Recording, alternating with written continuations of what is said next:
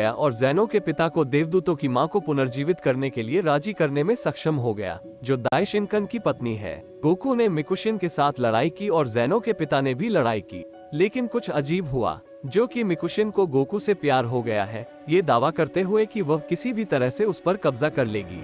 बेशक, एक लाइक करें और ड्रैगन बॉल के बारे में अधिक फॉलो करने के लिए सब्सक्राइब करना न भूलें। और चलिए शुरू करते हैं। एपिसोड सीधे पृथ्वी ग्रह पर घटित होता है। गोकू का श्रद्धांजलि समारोह समाप्त हुआ और सभी सो गए। उस रात गोकू को एक अजीब सा एहसास हुआ, जैसे कोई उसके कमरे में आया हो। गोकू जाग गया और उसे कोई नहीं मिला। उसने खुद से कहा, ऐसा लग रहा था कि यह केवल एक बुरा सपना था, मुझे सोने जाना है। अगली सुबह गोकू उठा और उसने अपने चेहरे में कुछ अजीब देखा, सबूत कि किसी ने गोकू को चूमा था। ची ची इस बात से नाराज थी, जबकि गोकू को पता नहीं था कि क्या हुआ है। वो अपने चेहरे पर इस बात को जस्टिफाई नहीं कर सका और वो ची ची को नजरअंदाज करते हुए बाहर चला गया और अपने काम की ओर बढ़ गया। और यहाँ सच्चाई का पता चला। मिकुशिन पुजारी की पत्नी ने हस्तक्षेप किया, गोकू को अपनी शुभकामनाएं दी। गोकू ने विस्मय की स्थिति में उत्तर दिया, आपको क्या वापस लाता है? आपको यहाँ देखकर अजीब लगा। मैं सिर्फ तुम्हारे दर्शन करना चाहता था। मैं तुम्हें पसंद करता हूँ और मैं तुम्हारे साथ समय बिताना चाहता हूँ। गोकू ने सोचा कि क्या कल रात जो हुआ उसका कारण मिकुशिन था। दूसरी ने जवाब दिया कि उसने ऐसा कभी नहीं किया। मिकुशिन को पता था कि गोकू को उससे प्यार करना मुश्किल था, इसलिए उसने उसे ये कहते हुए कुछ प्रशिक्षण देने का लालच दिया। अच्छा गोकू, मैं आपको कुछ बताता हूँ। दरअसल मैंने आपसे पहले झूठ बोला था। मैंने तुमसे कहा था कि मैं तुमसे लड़ नहीं सकता। मैं तुम्हें चोट पहुँचाने से बचने के लिए अपनी ताकत छिपा रहा था। क्या? और मैं आप पर कैसे भरोसा कर सकता हूँ? अच्छा हुआ आप मेरे साथ आ सकते हैं, मैं आपको कहीं ट्रेनिंग दूंगा। मिकुशिन ने अपनी जादुई शक्ति की बदौलत गोकू का कृषि कार्य पूरा किया। गोकू इससे संतुष्ट था और वे दोनों सीधे प्रशिक्षण के लिए एक जगह चले गए। योजना के अनुसार दोनों का प्रशिक्षण शुरू हुआ। वास्तव में गोकू को मिकुशिन से लड़ने में थोड़ा संघर्ष करना पड़ रहा था, इस तथ्य पर विश्वास करते हुए कि वो सुपर ताकत छुपाती है, जैसा उसने कहा। यह अच्छा है, फिर मैं अपने कौशल में सुधार करने के लिए मिकुशिन पर भरोसा कर सकता हूँ। तुम्हारे खिलाफ लड़ना मेरे लिए एक मजबूत चुनौती है। हाँ गोकू, लेकिन उससे भी ज्यादा आपके पास जादू की शक्ति होगी। क्या? जादू की शक्ति? जी हाँ, यह एक ऐसी शक्ति है जिसके द्वारा आप जब चाहे अपने शरीर को ठीक कर सकते हैं और चीजों के एक समूह को नियंत्रित भी कर सकते हैं। ठीक है, फिर इसे करते हैं मिकुशिन। मिकुशिन ने खुद से बात की, मैं अपने लक्ष्य की ओर जा रहा हूँ गोकू। मैं तुम पर कब्जा करने का प्रयास करूंगा जब तक कि तुमसे शादी करके मेरा एक बेटा नहीं हो जाता। रात होने के बाद गोकू ने अपने घर लौटने के बारे में सोचा। मिकुशिन ने उसे उसके साथ सोने, उसे सभी सुख सुविधाएं प्रदान करने का सुझाव दिया। इस तरह गोकू इस जगह सोया। यहाँ मिकुशिन ने मौके का फायदा उठाया। गोकू को आकर्षित करने के लिए उसने उस पर अपना जादू चलाया, जिससे कि वह भी अपने प्रति प्यार महसूस करे। गोकू ने खुद से कहा, वाह, वह कितनी खूबसूरत है।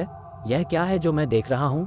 गोकू को पुजारी की पत्नी से प्यार हो गया, लेकिन उसने उससे संपर्क करने की हिम्मत नहीं की क्योंकि उसे विश्वासघात पसंद नहीं था। मिकुशिन को गुस्सा आया और उसने एक वैकल्पिक योजना के बारे में सोचा। अगले दिन गोकू बोला, मिकुशिन, कल रात मैंने तुम्हारे बारे में कुछ अजीब देखा। मुझे पता नहीं था कि क्या हो रहा है। मैं तुम्हारे साथ एक रिश्ता बनाने जा रहा हूँ। हम एक साथ पीरियड्स तक रह सकते हैं। यह असंभव है। मेरी एक पत्नी है और मैं केवल उसी का कायल होऊंगा। गोकू को जल्दी मत करो। मैं विश्वासघात नहीं करना चाहता था, लेकिन मेरे साथ तुम्हारी उपस्थिति मुझे तुम्हारे प्रशिक्षण से संतुष्ट करती है। तुम्हारे एक पति और बच्चे हैं और तुम्हें उनकी देखभाल करनी चाहिए। जहाँ तक मेरी बात है, मेरी केवल एक पत्नी और 2 बेटे हैं। यहाँ तक कि मेरे माता पिता भी, मैं उनके बारे में कुछ नहीं जानता। यहाँ मिकुशिन को एक विचार आया, जो कि गोकू के माता पिता को जीवन में वापस लाने के लिए काम करना है। बदले में वो उसे प्रपोज करेगी, उसके साथ एक रात सोने का विचार। तुम क्या सोचते हो? यदि मैं तुम्हारे माता पिता को जीवित कर दूं, तो मैं ये कर सकता हूँ। क्या कहा आपने? वास्तव में? हाँ, लेकिन मेरी एक रिक्वेस्ट है और मैं चाहता हूँ कि हम एक रिश्ता बनाएं। फिर आप अपने परिवार के साथ हमेशा के लिए मस्ती कर सकते हैं। इसके बाद गोकू हैरान हो गया कि वो इस अनुरोध के लिए सहमत हो गया। मिकुशिन गोकू में अपने लक्ष्य तक पहुंच गई। फिर उसने अपना वादा पूरा किया और गोकू के माता पिता को पुनर्जीवित करने का काम किया और सयान ग्रह के सभी लोगों को बहाल करने का काम किया।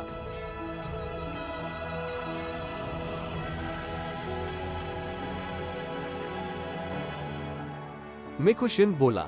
गोकू, मुझे आपके लिए ये पुरस्कार प्रदान करते हुए खुशी हो रही है। मेरे लिए सबसे ज्यादा मायने रखता है कि आप मुझसे खुश हैं। अब मैं जा रहा हूँ और आपके साथ अच्छा समय बिताऊंगा। आपके लोग, बाद में मिलते हैं। मिकुशिन वहाँ से चला गया और गोकू जो कुछ देख रहा था उससे हैरान रह गया। बाडॉक ने कहा, जिन, हम कहाँ हैं? मुझे विश्वास नहीं हो रहा है कि आखिरकार मुझे मेरा बेटा मिल ही गया। क्या? असल में मुझे कुछ भी याद नहीं है, लेकिन ये सामने वाला आदमी मेरे जैसा ही दिखता है। क्या कह रहे हो ककारुतो?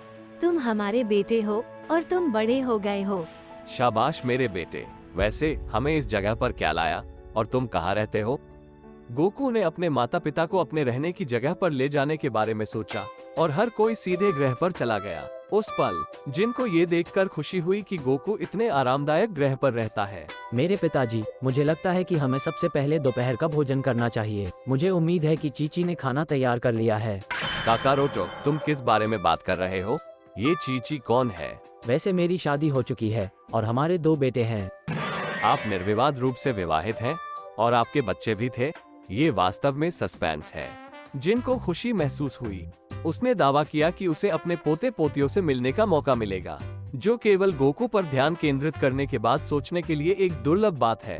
सबके गोकू के घर जाने के बाद गोटन आसपास था और बाडॉक उसे देखकर चकित रह गया क्योंकि वो गोकू से काफी मिलता जुलता था। गोटन पीछे मुड़ा और उसकी निगाह बाडॉक से चुपचाप बदल रही थी। गोकू घर में दाखिल हुआ। देर होने पर चीची गुस्से में खड़ी हो गई और बिना इजाजत के भाग गई। गोकू, तुम इतने समय से कहाँ थे? रुको, ये कौन है? कितनी बार मैंने तुमसे कहा है कि जब तुम घर आओ तो अजनबियों को मत लाओ। तो तुम मेरे बेटे की पत्नी हो। तुम बहुत सुंदर दिखती हो। ये स्पष्ट है कि ककारोतो वो तुम्हें क्यों चुनता है। जिनको चीची के चरित्र के बारे में अधिक पता चला और इतने स्वस्थ ग्रह पर जीवन में लौटने के बाद एक नए परिवार से मिलकर खुश हुए। जिन चिचित को दोपहर का भोजन तैयार करने में मदद करने गए। गोकू ने इस समय गोहन को अपने दादा बाडॉक से मिलने के लिए बुलाया। गोहन हड़बड़ी में भागा और वो विस्मय की स्थिति में बाडॉक से मिला। बाडॉक पान से हैरान था। उनकी छोटी पोती गोहन ये कहते हुए बोली, मेरे पिताजी, क्या आप मुझे इस यात्रा का कारण बता सकते हैं? ये वास्तव में अजीब है। गोहन, मुझे फरिश्तों की माँ से एक सौदा मिला है। उसने प्लेनेट वेजिटा और उसके लोगों को भी पूरी तरह से वापस कर दिया और सैयनों के लोगों को पूरी तरह से। इस समय ऐसा लग रहा था कि गोटन अपने दादाजी को देखने के लिए चड्डी लाया था। खाने के बाद और सभी ने आनंद लिया। गोकू, तुम अच्छी तरह जानते हो कि तुम पिछले कुछ दिनों से आलसी हो। मैंने बुल्मा से कुछ कर्ज ले लिए हैं। तुम्हें काम पर जाना है, तुम बाडॉक ले सकते हो। इस प्रकार गोकू और उसके पिता काम पर जाने के लिए तैयार हो गए और ऐसा लगता है कि गोकू अपने पिता के साथ वहां प्रशिक्षण लेने की योजना बनाएगा, जबकि चीची ने जिन को उसके घर पर सम्मानित किया। जिन ने पूछा कि क्या गोकू अपनी पत्नी से बहुत प्यार करता है। चीची ने जवाब दिया कि वो था। उसने उसे कभी धोखा नहीं दिया था। तो क्या होगा अगर वो सच जानती है कि गोकू ने उसे स्वर्गदूतों की माँ के साथ धोखा दिया था। बुल्मा की कंपनी में चड्डी ने अपने पिता को बताया कि गोकू ने सैयान ग्रह और उसके माता पिता को बहाल कर दिया है। ये सुनकर वेजिटा चौंक गई, ये दावा करते हुए कि वो अपने पिता राजा से मिलने की योजना बना रहा था। थोड़ी देर बाद गोकू वेजिटा के ठिकाने पर चला गया और उससे मिला। वेजिटा गोकू को अनदेखा कर रही थी क्योंकि वह नहीं चाहता था कि मैंने उससे सायन लोगों की वापसी के मुद्दे के बारे में बात की। वेजिटा गोकू को उनकी वापसी के कारण के रूप में स्वीकार नहीं करती। वेजिटा प्राप्त करती है बाडॉक और वो इस बैठक से चौंक गए। इस बीच गोकू ने बाडॉक के साथ काम करना जारी रखा।